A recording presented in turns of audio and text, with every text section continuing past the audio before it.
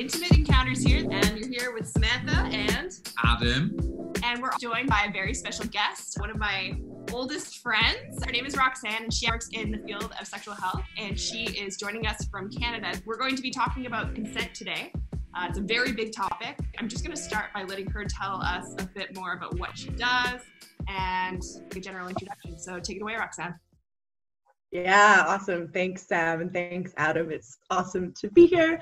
So yeah, I guess I'll tell you a little bit about kind of myself and my approach to this subject. I currently work at a post-secondary institution at a university doing primarily sexual violence prevention work. So with that, there's a lot of education on sexual violence, and then obviously consent is a huge part of that. And then also sexual health is in my background through a different role that I've been in, but really informs my current work as well.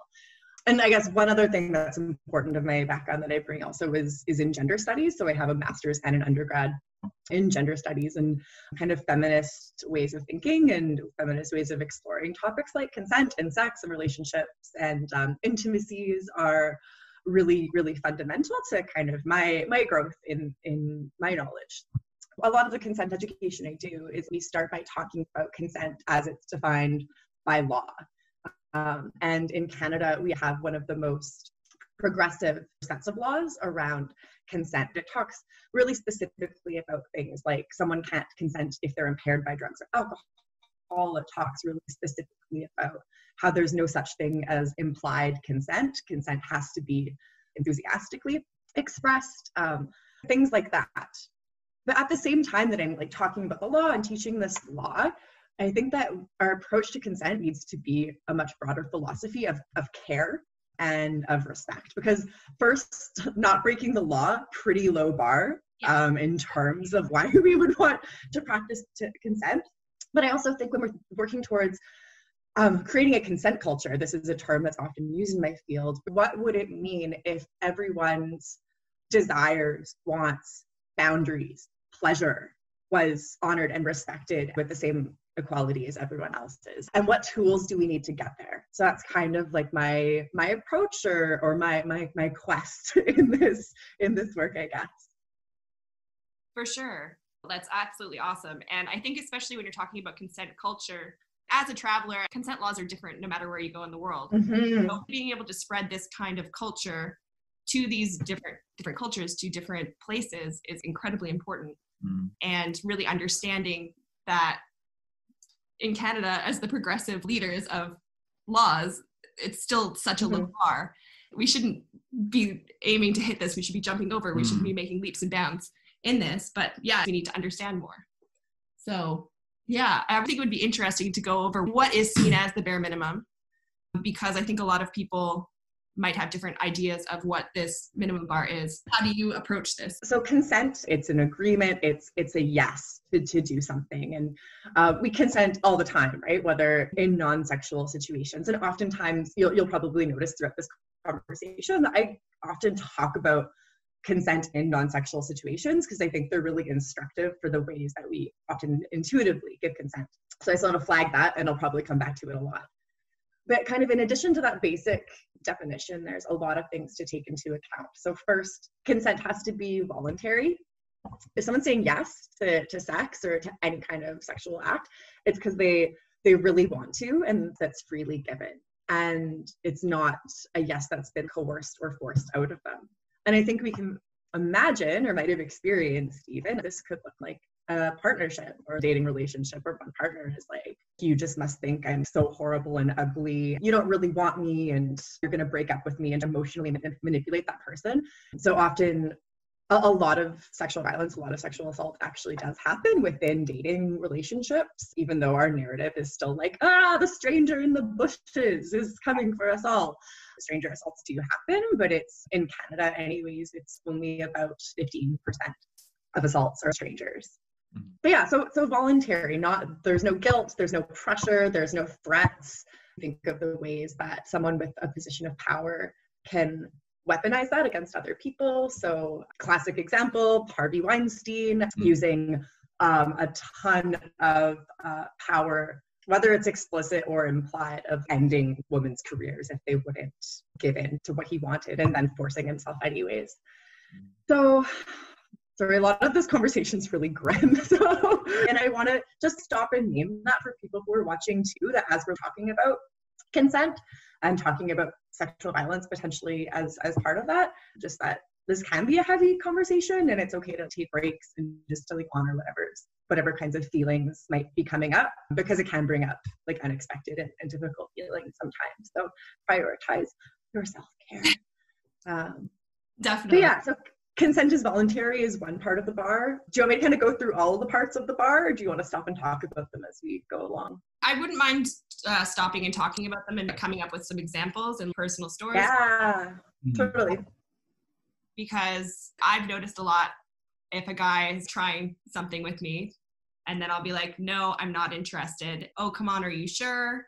And then they keep trying to pressure again and again. And then they stop. Oh, no, it's fine.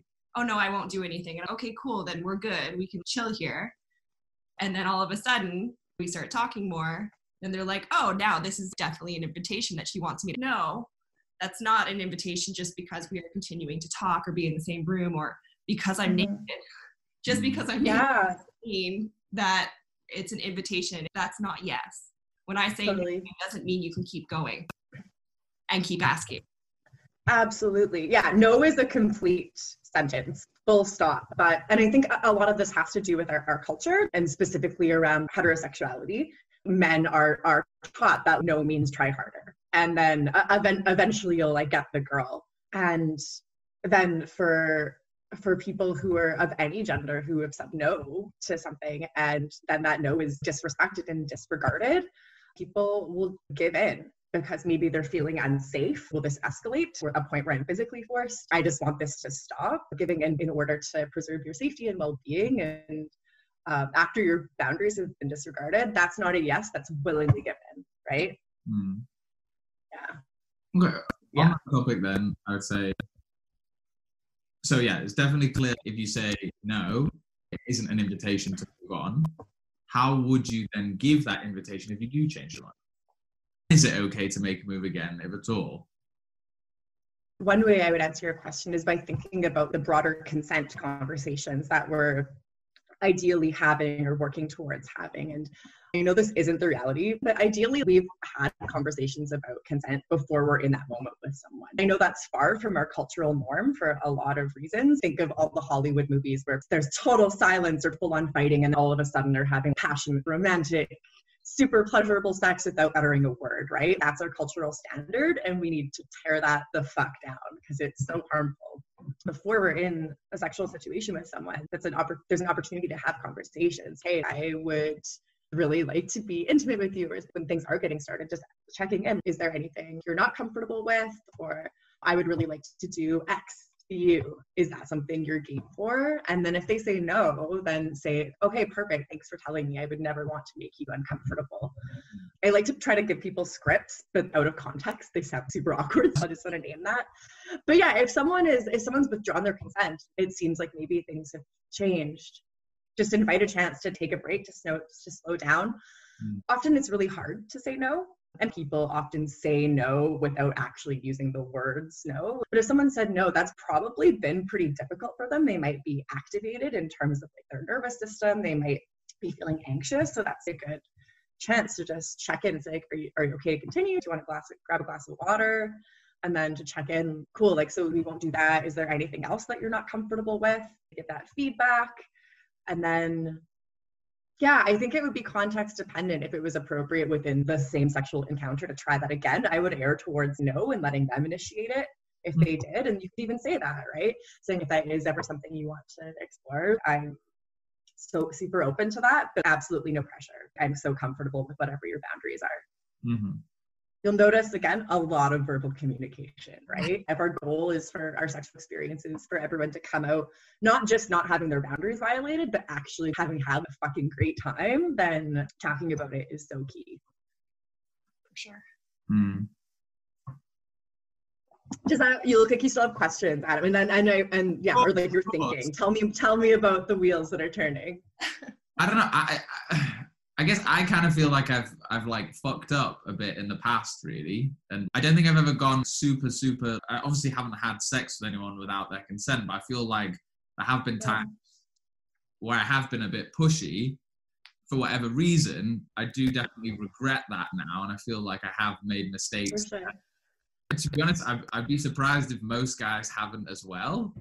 When you said there's no such thing as implied consent, I would feel that like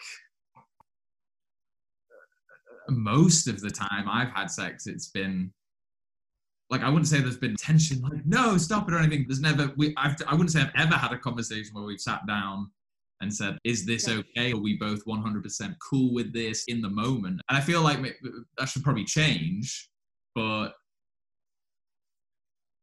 yeah, I kind of just, I feel a bit bad that that hasn't happened, but also I feel it's kind of cultural as well. Yeah, totally. I have two things in response to that. One is that I think that most people who are sexually active at some point in their experiences have like we're all swimming in it. We are absolutely all swimming in it. I have definitely been pushy. I have definitely fallen into that. And I think that something that in creating consent culture that's important to name and to kind of hold as true is that every single person has the capacity to cross boundaries and to potentially cause harm. It's not just the Harvey Weinsteins of the world, right? Mm-hmm. Far from it, right? And that because it is so cultural, we're all swimming in it. So naming that is really important. And yeah, it's normal if I remember like I had a moment about an experience. I had been kind of pestering a partner at the time, and I was like, oh fuck, when I actually was rethinking it, and it had a lot of shame around it and a lot of guilt around it. And and it wasn't, that didn't progress to something we did stop, but I had a lot of feels about that for a long time. Let those be instructive to us. Oh, I guess that could segue to non-verbal consent. Yeah. Because how you're talking about, you've probably never sat down and talked about it in the moment. And so there's one of the other parts of like the bar, the minimum standard of consent is that consent has to be affirmative. What I mean by this is that anything other than a yes is a no.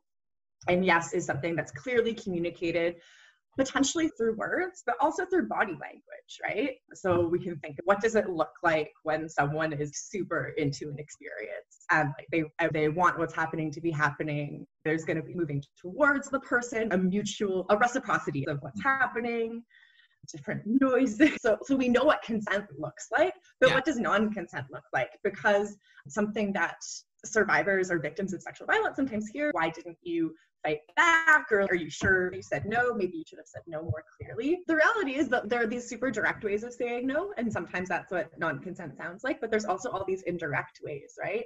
If I'm over at pal and dating's place and I'm like, hey, do you want to hook up? I really want to have sex right now. And that person is, want to order a pizza? Is that a yes or a no? That's a no, right? Because it's not a yes. And the reality is that we are all of the time, also in non-sexual situations, we very rarely actually use the words no. Think about the last time someone asked you to go for coffee and you were like, God, I really don't want to. You probably were like, oh, I've been really busy. This quarantine life just takes up all my time. And also people sometimes say no in indirect ways to preserve people's feelings. You don't want to make someone feel bad. Also, again, if they're maybe feeling unsafe, if I say no directly, is this going to escalate? I have a headache is the classic. It's almost meant as humor when you see it in older media. Oh, honey, I have a headache. I would say it's a really gendered example about women's labor, right? Emotional labor of having to preserve their male partner's feelings, asserting their right to not have sex in a particular moment.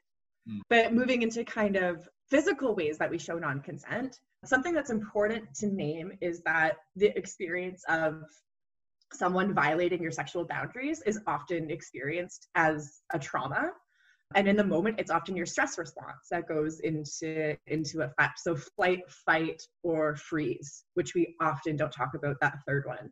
So when Sam kind of gave that example of how just lying there like this isn't consent, absolutely it's not, but that's actually something that happens for a lot of people is this freeze response and what's sometimes called tonic immobility, being totally frozen, unable to move. And that can often be super confusing. After the fact, survivors might be like, I don't understand why I couldn't move, and can have a lot of shame and a lot of self-blame around that.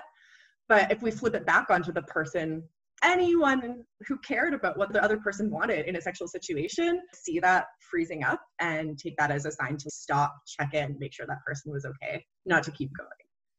But yeah, whether it's freezing, crying, fighting back, trying to leave the room, curling up, anything shy of active consent is not consent. That's that standard of affirmative consent. So basically it's only yes means yes. And yeah, I don't know what kind of thoughts or questions come up. When you were saying, I guess right at the start, Roxanne, when you said no such thing as implied consent, I took that and was like, that just means there's no non-verbal consent. I'm actually glad we spoke about that. So basically we've said that there is non-verbal consent. And if you think about it in relation to a non-sexual situation, it makes a lot more sense that way. The implied consent piece so refers more to things like what a person is wearing. So like Sam said before, someone can be totally naked and that's not an invitation. That's not a checkbox for consent. Flirting, accepting drinks from someone. That term comes from specific case law in Canada. There was a woman who was interviewing, the guy who was interviewing had the trailer set up, and she went to the trailer for this interview and was unfortunately assaulted by this man. And the first time it went to court, he was acquitted. And the judge said things like sex was in the air and that it's not as if she showed up to this engagement in like a bonnet and crinolines, I think is a direct quote. It was summer. She was in shorts and a t-shirt because of these myths. If you're dressed a certain way, if you choose to meet with a man alone, then obviously we're consenting, which is bullshit, not true. But that was what that initial acquittal was based on. So that went all the way up to the Supreme Court and they said, bullshit, bullshit, bullshit. No such thing as implied consent. So that's what I'm talking about that. It's still so prevalent based on the interactions that I have with people. I'm a very clear person. When I invite you over to my house and I say, listen, I'm having a great time, you can come over, but I don't want to have sex. There is no possibility of having sex. I just want to get to know you better and we can have a glass of wine or two. But almost always say, oh, come on, blah, blah, blah, maybe once. But I think I was pretty clear from the get-go. So if you try and ask me more than once, then it's just not okay. Just don't. If somebody says something, listen to them. There is no in between. Don't keep trying. It's not okay. Totally. Yeah. I think our cultural mentality set up, it's like a conquest, right? Think of the baseball metaphor, the idea that you want to get a home run. There's first base, second base, third base. I think those correspond to kissing, above waist, fondling or whatever. Third base is oral and run is sex, intercourse specifically. So I think that this kind of model really tells us something about our culture's approach to sex, that it's one person against the other or trying to get to a specific goal in order to win. If you're thinking about it through a heteronormative lens, a kind of perspective that assumes we're talking about a man and a woman, it's the man who's on offense and the woman who's on defense. And I think that this model is problematic for so many reasons. I'm just thinking about what you said, Sam, about you want to invite someone over and not have sex. There's so many forms of intimacy, spending time together, whether or not that involves some sort of sexual activity, that are so beautiful and lovely and pleasurable and wonderful that aren't intercourse, right? We're robbing ourselves of the diversity of human relationship experiences by this culture that is so toxic. There's a question that's been kind of bouncing around my head that I'd love to ask. It's on this topic. Let's say you're in a relationship and you want to try something new in the bedroom. I'm super keen, let's say, but the partner isn't that keen. What if one of the partners is like, let's try something, the other one's not? Maybe it would actually bring us together if we did do this and did try it. Is there any kind of argument there? How would you approach a situation like that? Yeah, that's a really good question. So one thing that comes to mind is, I'm going to kind of answer this maybe in a roundabout way, but there's a tool. There's a few different versions of it online. Basically, it's a yes, no, maybe kind of checklist of different intimate or sexual activities. Everything from holding hands to rimming, everything under the sun. And I think regardless of whether you're partnered or not, to go through and see, how do I feel about these things and what are my absolute hard no's what are the things that are fuck yeses, and then the things that are maybes. And then if you're partnered and wanting to explore sexuality and new activities with a partner, then looking at each other's lists can be cool, right? And seeing how things match up, and then asking what would it look like for you to feel comfortable exploring that? What would make that feel safe? I think for the person who did want to do that thing, figuring out what's the need there, increased connection. Does that have to do with just exploring pleasure differently? Are there different ways of meeting that need? Are there ways without making a person feel like they have to cross their own boundary, just exploring it and talking about it? That's what I would say. And I mean, some people's hard no's are never going to move. Some might soften over time as trust and intimacy build in a relationship. And that's the thing, these things change, right? If I had done that list 10 years ago, it would look really, really different from how it does now. And I think that there are specific partners and specific experiences that changed, where there was a lot of trust. When I'm so tempted to just delve into my own sexual experiences, but I'm so not doing that on the internet. That is some boundaries. But what would it take you to be comfortable doing that, Roxanne? Oh boy. But yeah, I guess just recognizing that we're all humans in progress, right? And that there's trust. If there's safety, then people's boundaries are likely to change. And also sometimes contract too. Maybe if someone is going through a period of dealing with mental health stuff, or if they have a trauma history, if they have sexual violence as part of their personal history, there's likely to be periods where they feel more sexually withdrawn and sexually isolated from their partner, and that things they're usually totally down for might be off the table and not. So that's what I would say. I just wanted to say about the yes, no, maybe list is I think I have heard of that before, but I completely forgot it existed. I think the more we're talking about this, the more I think most of the issues are caused by like lack of communication. Sex and relationships aren't really talked about.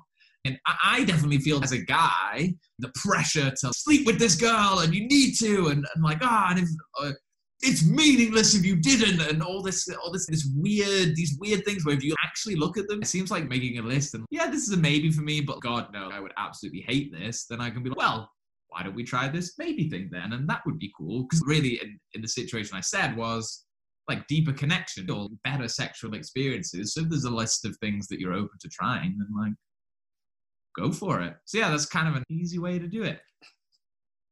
Totally. Just to kind of echo what you said, Adam, around we're not taught to communicate, and it can be hard. And I think it takes a lot of like courage to talk about these things like openly, partners, or even in our peer groups and with friends, right?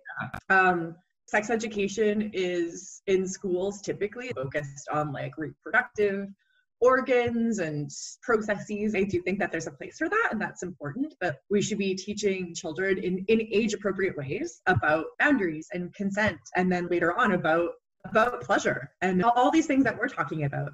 We're just setting up young people to just keep on replicating this system of sex being stigmatized and shameful and not talked about if we don't provide that education. And yeah, that's just setting up people to get hurt and to hurt each other, honestly. So yeah, sex education is so important. Woo!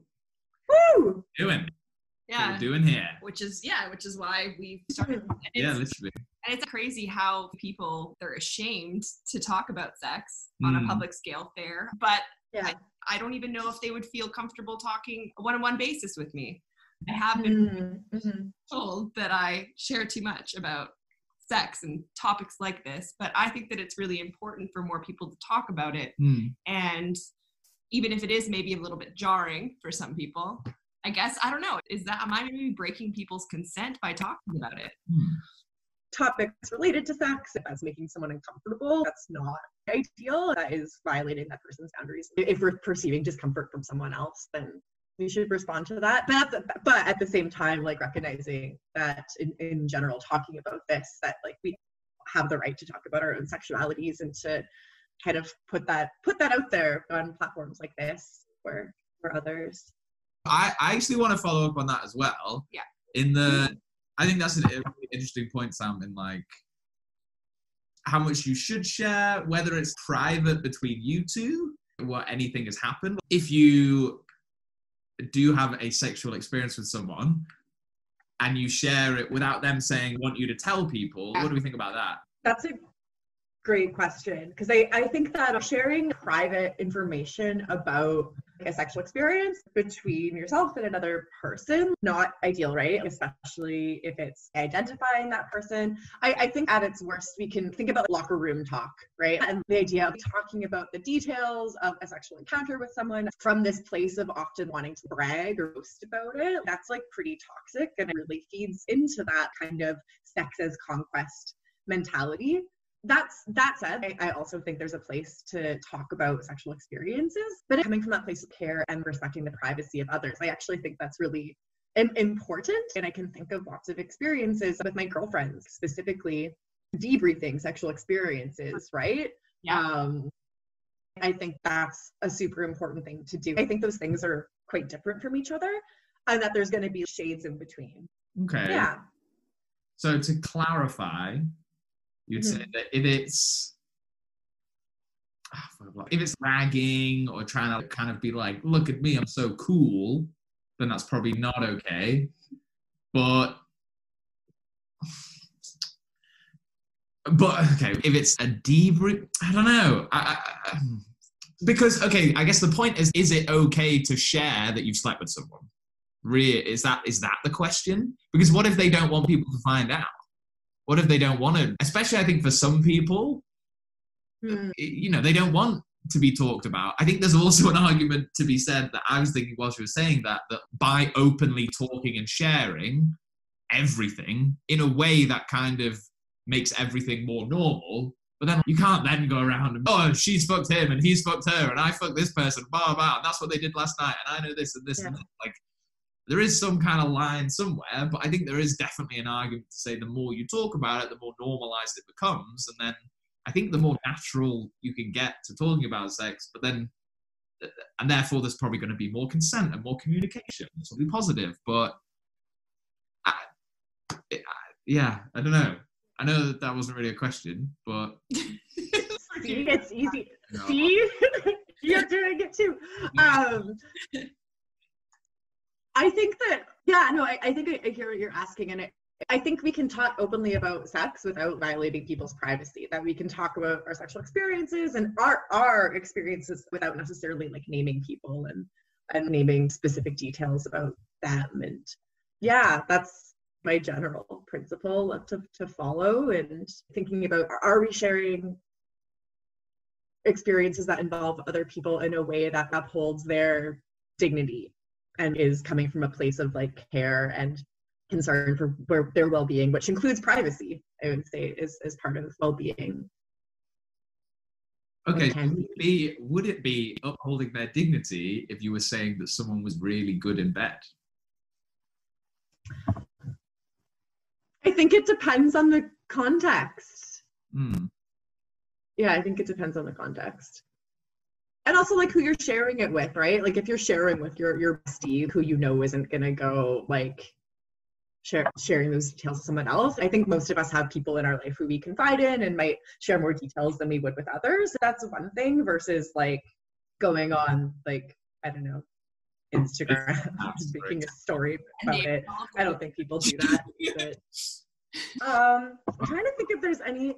So I got away from what the bar is of consent a little bit, but are there other questions that you have right now or topics you want to delve into? I think there are a lot of topics, but so many. But yeah, so many. I think we've covered quite a lot of ground. And we haven't even talked about consent and substance use or rejection. Yeah. There's so many topics, and they are all big topics. So yeah, I think that's a good idea if we come back to them at a later date. Yeah, so I think we can wrap it up for today. Okay. And thank you so much for joining us. Thank you. It's been so great talking to you. Thank you for having me.